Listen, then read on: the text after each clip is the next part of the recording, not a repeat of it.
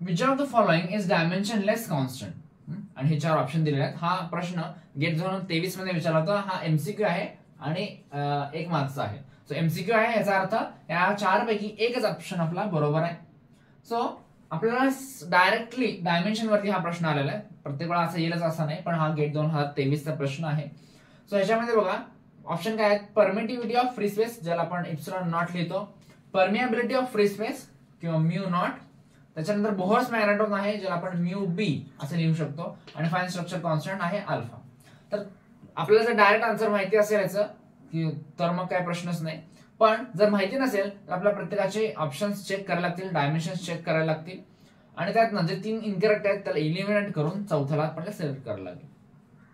So पण आपल्याला माहिती आहे फाईन स्ट्रक्चर कॉन्स्टंटला डायमेन्शन नाहीये, कारण हा काय आहे 2 सेम क्वांटिटीजचा रेशो आहे. काय सेम क्वांटिटीज आहेत तर speed of electron in the first Bohr orbit or first orbit in the hydrogen, and c is the speed of light. So speed upon speed, meter per second will get cancelled. So this has no unit. त्याला unit काही नाहीये किंवा dimension नाहीये. पण आपण बाकीच्यांचं पण check करूयात. मी dimension वरती वेगळा व्हिडिओ केलेला आहे, ह्याचं मी लिंक डिस्क्रिप्शन बॉक्स मध्ये दिलेली आहे. ठीक आहे. सो तुम्ही जर ते माहिती नसेल तर तुम्ही हे चेक करू शकता. कारण का बघा बरेचसे असे प्रॉब्लेम असू शकतात की ज्या नुसत्या डायमेन्शन्स वरती सॉल्व्ह करू शकता. आपण लास्ट लेक्चरला आपण बघितलं की असे काही प्रश्न असतात. Okay. So permittivity of free space. आता ह्यासाठी तुम्हाला काय करायचं डायमेन्शन फाइंड आउट करण्यासाठी. एक गोष्ट तर आपल्याला त्याचा फॉर्म्युला एखादा माहिती आहे का, सिंपल फॉर्म्युला की ज्याच्यामध्ये हा आहे, बाकीचे जे आपल्याला डायमेन्शन माहिती आहेत ते तुम्ही काढू शकता. किंवा जर तुम्हाला ह्याचं युनिट माहिती असेल तर युनिट वरून सुद्धा तुम्ही ह्याचं डायमेन्शन काढू शकता. ओके. सो आपला परमिटिव्हिटी मला माहिती आहे कुलम्स लॉ मध्ये आहे.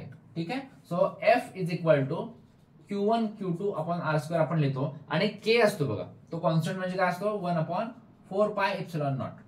ओके. सो मला माहिती आहे फोर्स मध्ये, फोर्स तुम्ही आता घ्या, ग्रॅव्हिटेशनल फोर्स घ्या, इलेक्ट्रिक फोर्स घ्या, मॅग्नेटिक फोर्स घ्या, न्यूक्लिअर फोर्स घ्या, whatever force you take, ह्याचं डायमेन्शन सेम असणार आहे whatever it is. Okay. आणि त्या लेक्चरमध्ये मी सांगितलं की फोर्स आणि एनर्जीचं डायमेन्शन कधीही विसरायचं नाही, कारण ते सगळीकडे तुम्हाला वापरता येऊ शकतं. सो फक्त मला एवढं माहिती आहे आता हाच जो चार्ज आहे Q1 Q2 R charges. So charge मध्ये आपण I इंटू टी म्हणजे काय होणार आहे करंट इंटू टाइम असं आपण घेणार आहे. तर इथं बघा इथं पण एक करंट आहे, इथं कुठे करंट नाहीये. ठीक आहे. फोर्स मध्ये कुठे करंट नाहीये, हा फक्त MLT-2 असं त्याचा डायमेन्शन्स आहेत. सो इथं I नाहीये. ऍटलीस्ट हे माहित नसेल तरी चालेल, फक्त त्यात करंट नाहीये कुठं, कारण मेकॅनिक्स मध्ये पण आपण फोर्स घेतो. आता हा जर करंट घालवायचा असेल तर त्याला कम्पन्सेट करायला कोण आहे इथं फक्त, तर हा इप्सिलॉन आहे. सो इप्सिलॉनला काही ना काहीतरी युनिट असलंच पाहिजे, डायमेन्शन असलं पाहिजे. So this is not correct option. So it has some dimension. Now again check for permeability. Now आपण इप्सिलॉन नॉट असलेले अजून पण काही फॉर्म्युला चेक करू शकतो. फक्त तुम्हाला काय निवडायचं आहे, सोप्यात सोपा फॉर्म्युला कुठला आहे आणि तुम्हाला बाकीच्या गोष्टींची युनिट्स तुम्हाला माहिती असली पाहिजे. सो परमिएबिलिटीसाठी फॉर्म्युला वापरतो B is equal to mu naught I. ठीक आहे. सोलेनॉइडच्या कॉइल मध्ये म्यू नॉट Ni, पण N ला डायमेन्शन नाहीये.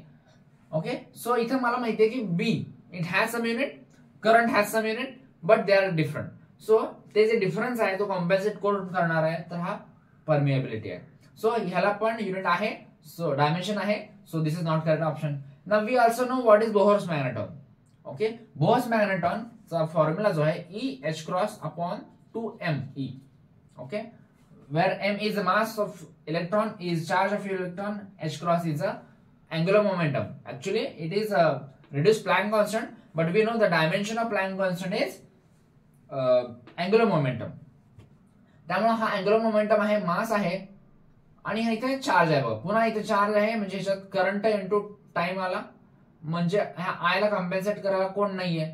सो म्यू बी म्हणजे Bohr's magneton will also have some unit. Okay. Dimension असणार आहे त्याला. So this is also not a correct option.